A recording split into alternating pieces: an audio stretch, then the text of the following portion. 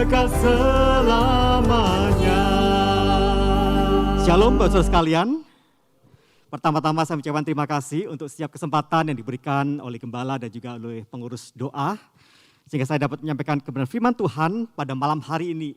Saudara, dalam eksposisi tokoh-tokoh Alkitab, hari ini kita akan berbicara, kita akan bersama-sama membahas tentang satu tokoh Alkitab, yaitu Barnabas. Ya, seorang yang luar biasa yang dipakai oleh Tuhan. Dan kita percaya melalui kebenaran firman Tuhan hari ini, setiap kita akan terberkati, saudara. Mari bersama-sama kita akan melihat dalam Kisah Para Rasul pasal yang keempat ayat 36 dan 37. Kisah Para Rasul pasal yang keempat ayat 36 hingga 37 saya akan bacakan bagi setiap kita. Demikian firman Tuhan. Demikian pula dengan Yusuf yang oleh rasul-rasul disebut Barnabas. Artinya anak penghiburan. Seorang Lewi dari Siprus. Ia menjual ladang miliknya lalu membawa uangnya itu dan meletakkannya di depan kaki rasul-rasul. Sebagian jauh kebenaran firman Tuhan pada malam hari ini. Saudara, sebagian besar dari kita pasti mengenal satu tokoh besar, pengkhotbah besar, ya setidaknya kita kenal namanya, saudara, gitu ya. Dan dia adalah Dwight L. Moody atau seringkali kita kenal dengan D.L. Moody, saudara ya. Dia adalah seorang tokoh besar, pengkhotbah besar pada zamannya, saudara. Dan tentu saja kita tidak asing dengan nama ini. Tetapi apakah saudara mengenal ada satu tokoh lagi yang disebut dengan yang bernama Edward Kimball, saudara.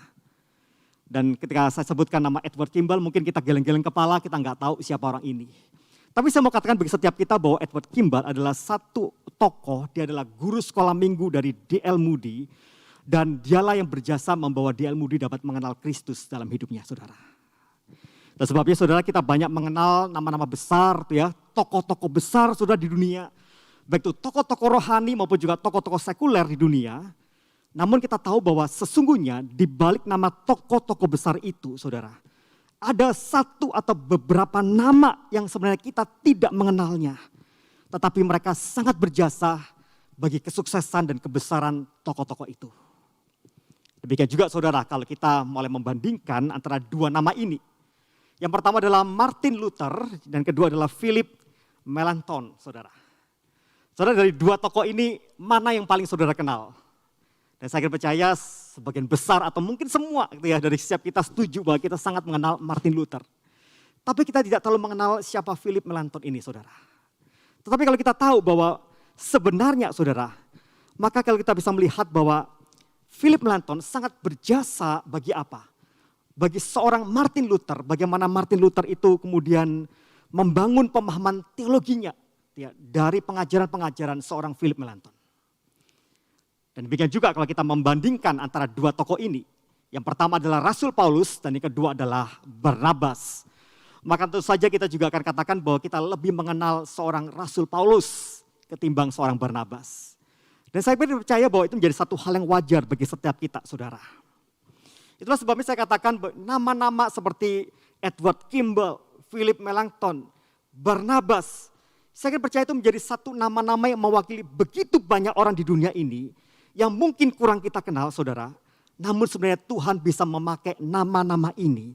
Orang-orang yang demikian, saudara, untuk berkontribusi bagi pekerjaan Tuhan dalam dunia ini. Dan hari ini kita belajar tokoh ini. Satu tokoh yang bernama Barnabas yang dicatat di Alkitab dan kita lihat ada karakter-karakter yang luar biasa ya, yang dicatat oleh Alkitab mengenai tokoh dari Barnabas ini. Tapi lebih dahulu kita akan mengenal siapakah Barnabas tentu saja. Saudara, kalau kita bisa melihat dalam catatan firman Tuhan yang telah kita baca tadi, maka saya rangkumkan bahwa Barnabas itu adalah seseorang yang memiliki nama asli adalah Yusuf. Dan dia berasal dari keturunan Lewi, tetapi dia tidak bekerja di Bait Suci di Yerusalem. Karena apa? Karena sebenarnya dia adalah seorang Yahudi diaspora dan dia tinggal di Siprus, saudara. Dan sebenarnya nama Barnabas itu adalah nama julukan, karena nama aslinya adalah Yusuf. Dan sebabnya Barnabas adalah nama julukan dan Alkitab mencatat artinya itu adalah anak penghiburan. Saya nggak tahu ya kenapa disebut atau diberikan julukan anak penghiburan. Apakah mungkin ketika dia lahir itu membawa penghiburan bagi orang tuanya dan sebagainya saudara. Dan itu menjadi satu hal yang wajar. Bahkan setiap kita pun juga kadang-kadang punya nama-nama tertentu yang bukan nama asli, saudara. Di BSD itu ada salah satu aktivis ya, namanya Carolina Marpaung, saudara ya, tapi panggilannya Maya gitu ya. Jadi sangat berbeda gitu ya. Dan itu menjadi satu hal yang wajar, saudara. Jadi itu menjadi satu hal nama-nama julukan yang lebih populer ketimbang nama aslinya. Dan yang menarik adalah sebenarnya Barnabas itu adalah salah satu jemaat mula-mula. Dan di mana dia itu menjadi orang percaya yang diperkirakan kemudian besar dia menjadi orang percaya itu ketika dia hadir saat peristiwa Pentakosta di Yerusalem. Atau setidaknya kalau dia tidak hadir dalam saat Pentakosta di Yerusalem, intinya bahwa dia itu pernah menerima akan kebenaran firman Tuhan itu daripada rasul-rasul yang ada. Dan dia sungguh-sungguh menjadi orang yang bertobat dan menerima Injil Yesus Kristus. Dan setelah itu dia menjadi jemaat mula-mula, saudara. Nah saudara, kalau kita bisa melihat, disinilah kita akan melihat lebih jauh lagi tentang Barnabas. Ya. Dan saya katakan bahwa ada banyak karakter-karakter baik yang akan ditunjukkan oleh sosok Barnabas ini yang akan dapat kita teladani, saudara. Tetapi hari ini, saudara, malam hari ini, ya, saya lebih tertarik dan saya ingin mengkhususkan ya, tentang satu karakter yang luar biasa dari seorang Barnabas ini. Dan kita akan melihat dalam 2 poin, saudara, yaitu karakter apa? Kemurahan hati seorang Barnabas yang akan kita pelajari pada malam hari ini. Sehingga yang pertama kita akan melihat, saudara, keteladanan karakter murah hati seorang Barnabas itu adalah yang pertama, bahwa Barnabas itu adalah seseorang yang memiliki kemurahan hati yang tulus dalam memberi. Dan saya akan ulangi lagi pada ayat yang ke-37, saudara. Di ayat ke-37 dikatakan apa? Bahwa dikatakan bahwa ia atau Barnabas, dia menjual ladang miliknya, lalu membawa uangnya itu dan meletakkannya di depan kaki rasul-rasul. Saudara, sebagai seorang jemaat mula-mula, maka kita bisa melihat bahwa Barnabas adalah seorang yang sangat peduli, saudara, terhadap apa? Sesama saudara seiman di Yerusalem. Itulah mengapa dia bahkan dalam kemurahan hatinya, dia menjual ladang miliknya. Dan setelah dia jual, dia bawa uang hasil penjualan ladang itu. Dan diletakkannya di depan kaki para rasul-rasul, saudara. Dan ketika dia melakukan itu, dengan tujuan apa? Supaya dari hasil penjualan itu dapat dibagikan kepada sesama saudara seiman yang membutuhkan satu dengan lainnya. Maka di sini kita bisa melihat bahwa sebenarnya itu menjadi sebuah gaya hidup jemaat yang mula-mula. Dan kalau kita bisa melihat itu dalam ayat yang ke-32 hingga ayat ke-37, maka ketika kita membacanya, saudara, maka gaya hidup membagikan harta milik satu sama lain itu adalah hal yang wajar yang dilakukan oleh jemaat mula-mula pada masa itu. Dan ini menjadi satu hal yang bagi kita gereja pada masa kini, kita katakan bahwa gaya hidup ini adalah gaya hidup yang terasa asing, saudara. Karena apa? Karena kita tidak melakukannya. Kita tidak dengan intensional kita menjual harta milik kita, sebidang tanah kita, aset kita, dan kemudian dengan sengaja kemudian kita kumpulkan dan dibagi-bagikan di antara sesama jemaat Tuhan. Tidak demikian, saudara. Gereja mungkin melakukan hal itu melalui apa? Melalui pelayanan-pelayanan diakonia. Dan itu hanya diberikan kepada jemaat-jemaat yang memang benar-benar membutuhkan, saudara. Itulah sebabnya mengapa ini menjadi satu hal yang kita pikirkan, menjadi satu hal yang asing bagi kita ketika kita mencoba memikirkan akan hal ini. Tetapi ketika kita melihat konteks zaman pada masa itu, konteks jemaat mula-mula pada saat itu, maka kita mungkin bisa memaklumi apa yang dilakukan oleh jemaat pada masa itu, saudara. Saudara, kalau kita bisa melihat ada 2 hal yang terjadi pada masa itu. Yang pertama adalah ada sebuah persekusi yang dihadapi oleh orang-orang Kristen pada masa itu. Kalau kita tahu orang-orang Kristen pada zaman itu adalah kaum minoritas.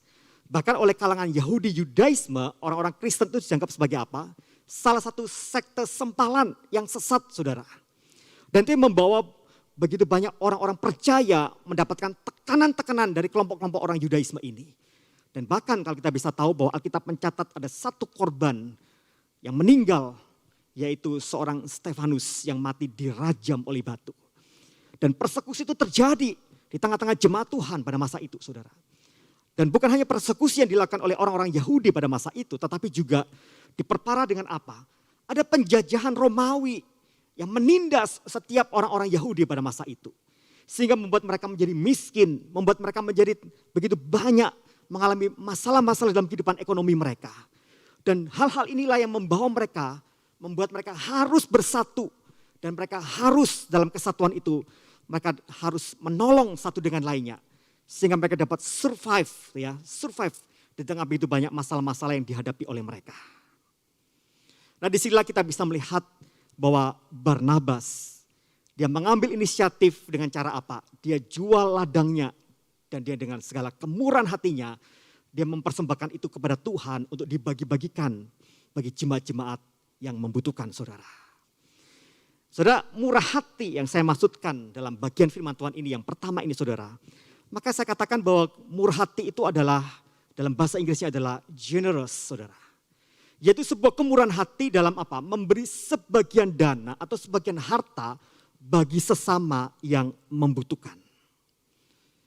Jadi generous adalah sebuah kemurahan hati ya, dengan memberikan sebagian dana, sebagian harta bagi sesama yang membutuhkan. Nah saudara, kalau kita berbicara tentang masalah bagaimana kita itu memberi saudara, saya akan percaya setiap kita yang hadir hari ini, saudara-saudara yang ada di rumah, yang menyaksikan dan bersama-sama beribadah pada hari ini juga Tuhan, hari ini, saya percaya bahwa setiap kita pasti adalah orang-orang yang minimal suka memberi saudara. Kita suka memberi. Entah itu kita suka memberi berderma kepada orang miskin, kepada pengemis saudara. Atau kita pernah memberikan sedekah tertentu. Kita pernah menyumbang ya, ke lembaga-lembaga amal, lembaga-lembaga misi atau lembaga-lembaga apapun itu saudara. Atau kita juga pernah memberikan pemberian-pemberian fisik, memberikan makanan mungkin, kita memberikan parcel saudara, kita membagikan sesuatu gitu ya kepada sesama baik saudara seiman maupun tetangga-tetangga atau orang-orang di sekitar kita. Dan saya katakan bahwa setiap kita pasti kita adalah orang-orang yang pernah atau bahkan sering memberi. Tapi saya mau katakan pada malam hari ini, di dalam setiap pemberian ini, apakah kita sungguh-sungguh memiliki satu hati yang murah hati? Dan itu menjadi pertanyaan bagi setiap kita, saudara. Karena sebuah kemurahan hati itu adalah sesuatu yang muncul dalam diri kita, dan itu berasal dari satu ketulusan hati kita ketika kita memberi. Kita bukan sekedar memberi, kita bisa memberi, saudara. Tetapi apakah kita menjadi orang-orang yang murah hati? Dan itu menjadi satu hal yang berbeda. Karena dalam sebuah kemurahan hati itu adalah ada sebuah ketulusan hati yang kita bagikan di sana. Dan disinilah saya mau katakan seringkali kita gagal. Saudara, kalau kita mencari contoh, kita nggak perlu mencari contoh di antara sesama jemaat ya.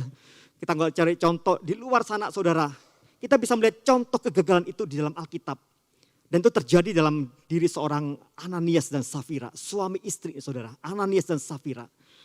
Ini adalah satu contoh ya, suami istri yang gagal dalam kemurahan hatinya.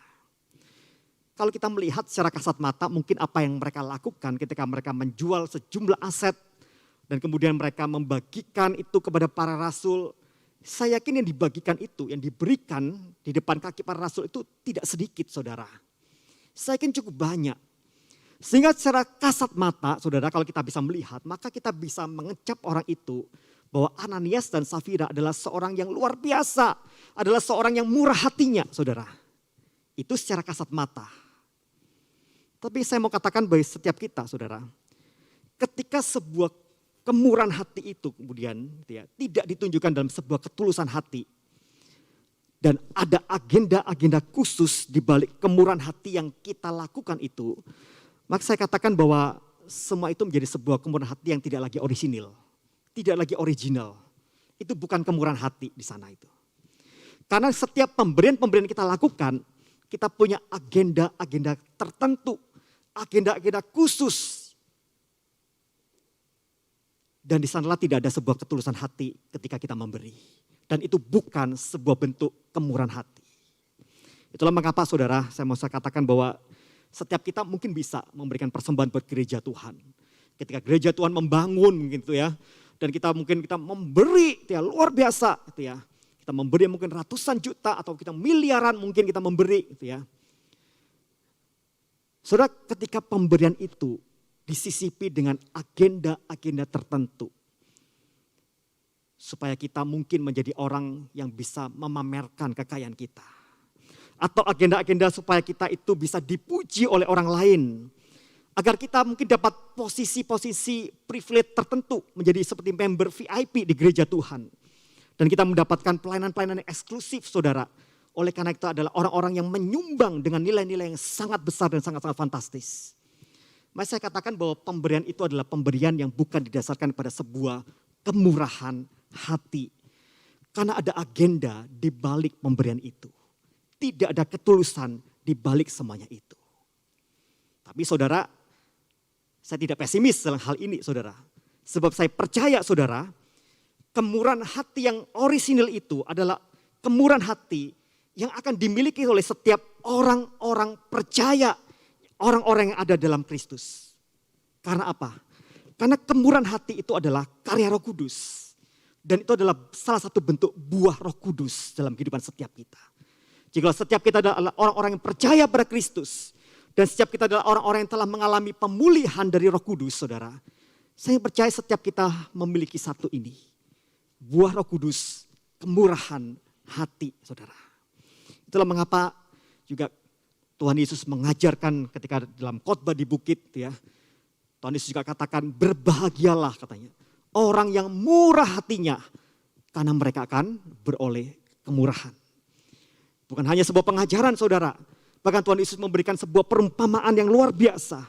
Dan dia memberikan contoh bagaimana kemurahan hati itu dikerjakan melalui perumpamaan orang Samaria yang murah hati. Saudara, ini luar biasa gitu ya. Lembaga Alkitab Indonesia gitu ya, memberikan judul ini gitu ya, perumpamaan orang Samaria yang murah hati saudara. LAI tidak memberikan judul perumpamaan orang Samaria yang baik hati. Tetapi orang Samaria yang murah hati. Ini luar biasa saudara. Dan ketika saya pikir-pikir saya akan percaya bahwa ada sebuah maksud tertentu ketika judul ini diberikan. Kenapa orang Samaria itu melakukannya dan dikatakan dia ada seorang yang murah hati. Dan saya percaya bahwa ketika kita berbicara masalah kebaikan, kebaikan itu adalah satu hal yang abstrak saudara. Sangat abstrak tentang soal kebaikan. Tetapi dan secara spesifik bahwa orang Samaria ini melakukan satu hal yang luar biasa. Dia seorang yang murah hati. Dan itulah mengapa dalam sebuah kemurahan hati itu, maka ada kasih yang diberikan, tetapi juga ada sebuah pengorbanan. Dan termasuk juga pengorbanan harta, pengorbanan waktu, pengorbanan yang diberikan dalam kehidupan setiap kita, di dalam sebuah kemurahan hati seorang Samaria ini. So, ini menjadi satu hal yang luar biasa bagi setiap kita. Dan di sisi lain saudara, ketika kita berbicara tentang masalah kemurahan hati, maka kemurahan hati itu juga membuat kita tuh menjadi seorang yang tidak lagi apa? Tamak saudara. Tidak lagi tamak akan harta, tamak akan begitu banyak hal di dalam dunia ini. Dan saya katakan mungkin orang-orang itu akan menjadi orang-orang yang mengalami obesitas secara rohani dalam hidupannya. Itulah mengapa pada hari ini saya mengajak bagi setiap kita saudara. Saya mengajak setiap kita untuk sejenak kita sungguh-sungguh memikirkan kehidupan setiap kita. Dan coba sekali lagi memikirkan apakah di rumah saudara misalnya. Isi rumah saudara ada begitu banyak mungkin baju-baju bermerek yang saudara beli. Dan bahkan yang belum pernah saudara pakai sekalipun.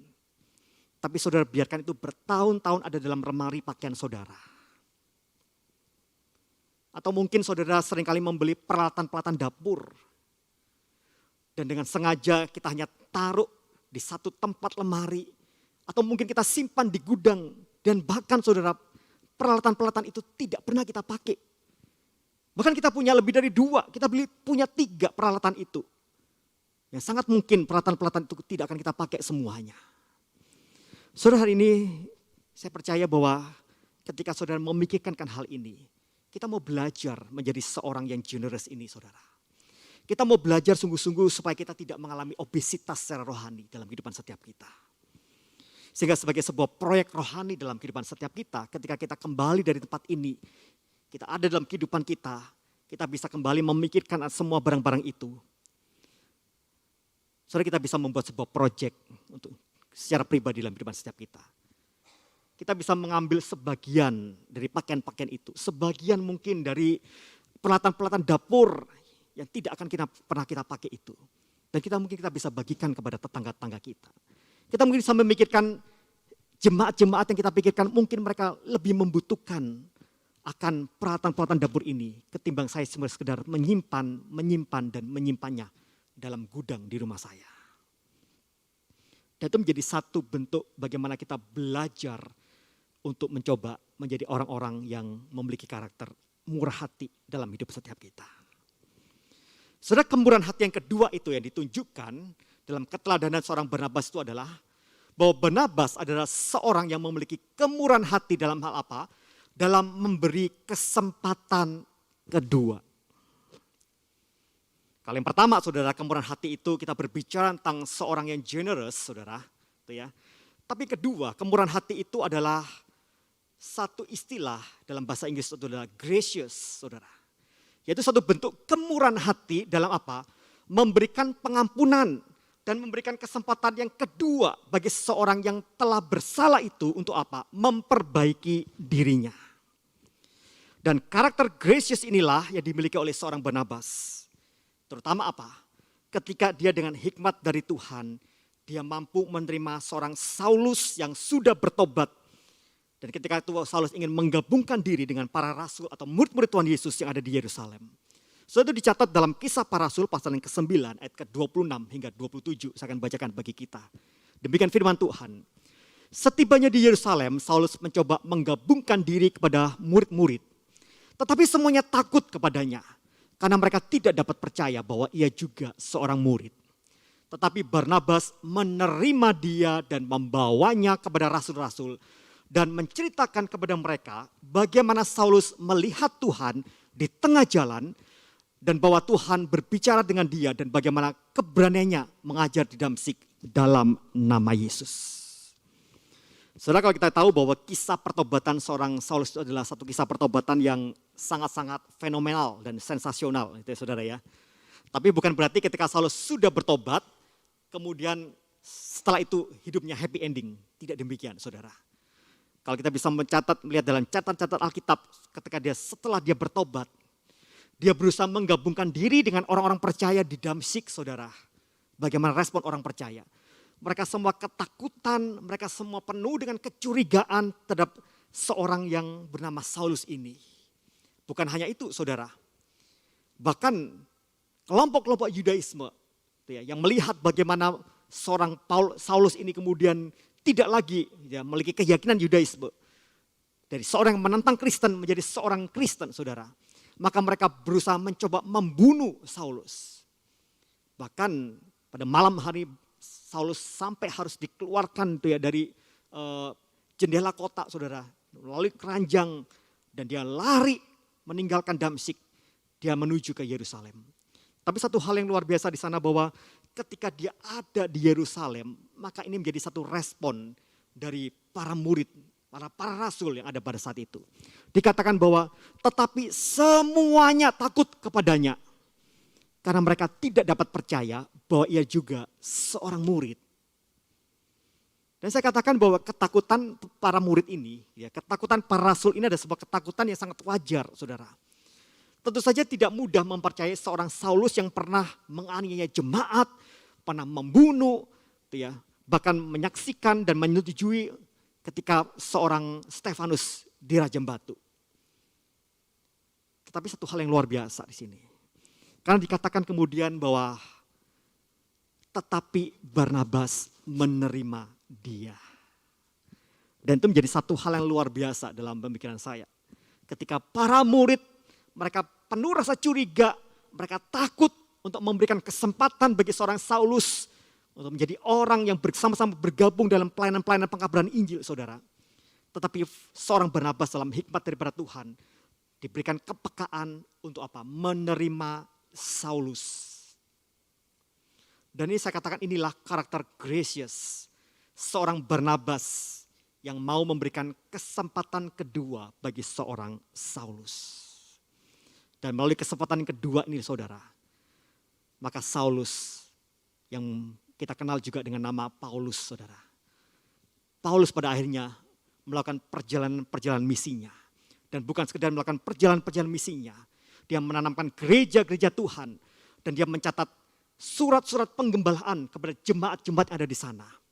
Sehingga pada akhirnya kita bisa menerima ada kurang lebih 11 surat penggembalaan yang ditulis oleh seorang Paulus. Dan itu ada dalam kitab di Perjanjian Baru. Saudara bayangkan kalau seandainya kita berandai-andai seandainya Paulus itu tidak pernah dipercayakan dalam pelayanan bersama.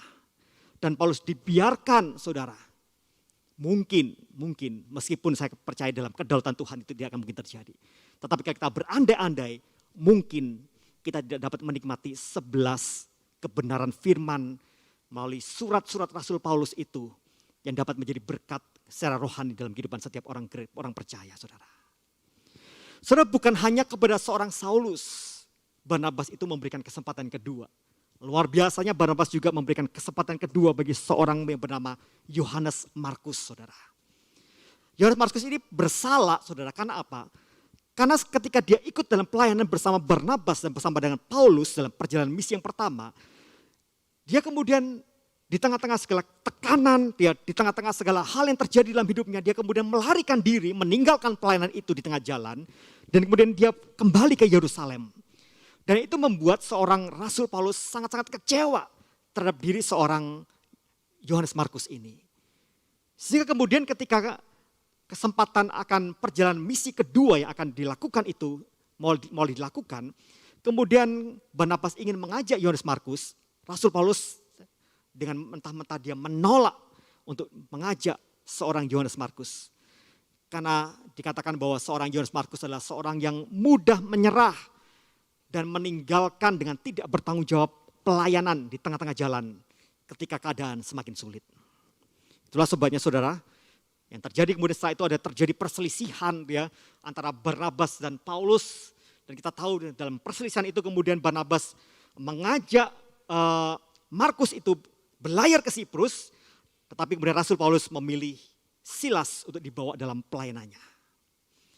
Tapi pada akhirnya kita bisa mengetahui bahwa pada akhirnya, saudara, mereka kemudian menjadi orang-orang yang kemudian bisa bersatu, kemudian kondisi mereka itu dipulihkan dalam relasi mereka satu dengan lainnya dalam catatan Alkitab. Namun di sini kita bisa melihat bahwa karena kesempatan kedua yang diberikan oleh Barnabas kepada seorang Markus inilah, saudara, itu menjadi satu hal yang luar biasa.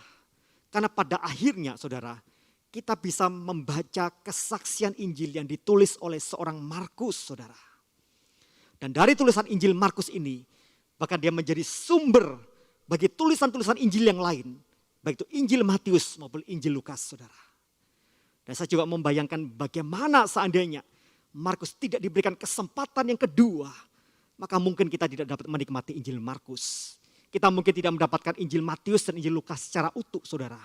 Karena sumber-sumber dari Matius dan Lukas itu banyak sekali dari tulisan-tulisan dari Markus. Saudara, itu menjadi satu hal yang luar biasa. Karena pada akhirnya kitab-kitab dalam perjanjian baru sebagian besar ditulis oleh siapa? Oleh orang-orang yang pernah bersalah tetapi mereka telah mendapatkan kesempatan yang kedua daripada Tuhan. Dan itu menjadi satu hal yang luar biasa dalam kehidupan setiap kita. Saudara, saya yakin dan percaya bahwa tidak mudah untuk menerima seorang yang telah bersalah. Apalagi kesalahan itu adalah kesalahan yang fatal. Dan kemudian bahkan menempatkan orang yang bersalah itu pada posisi yang sama seperti sebelum orang itu bersalah, saudara. Sangat tidak mudah, saudara. Perlu hikmat Tuhan yang lebih dalam untuk kita benar-benar memberikan sebuah pertimbangan, apalagi kalau menyangkut soal pelayanan dan soal integritas pelayan-pelayan Tuhan. Saudara, sangat tidak mudah dan saya percaya gereja Tuhan sangat sulit, saudara, memerlukan hikmat Tuhan dalam segala pertimbangan terhadap orang-orang yang telah bersalah, yang melakukan dosa, untuk memberikan kesempatan bagi setiap mereka memperbaiki diri, bahkan juga kembali kepada pelayanan itu. Tapi di tengah segala hal yang ada, saya percaya bahwa itu menjadi satu hal yang bukan mustahil. Bagaimana gereja Tuhan, bukan setiap kita umat Tuhan itu, untuk kita itu mulai mengembangkan, saudara, sebuah karakter gracious, saudara, dalam diri setiap kita. Mengembangkan kemurahan hati dalam hal mengampuni dan menerima kembali. Dan bahkan juga memberikan kesempatan yang kedua. Dan bukan sekedar menjadi seorang yang kaku dan legalis pada akhirnya.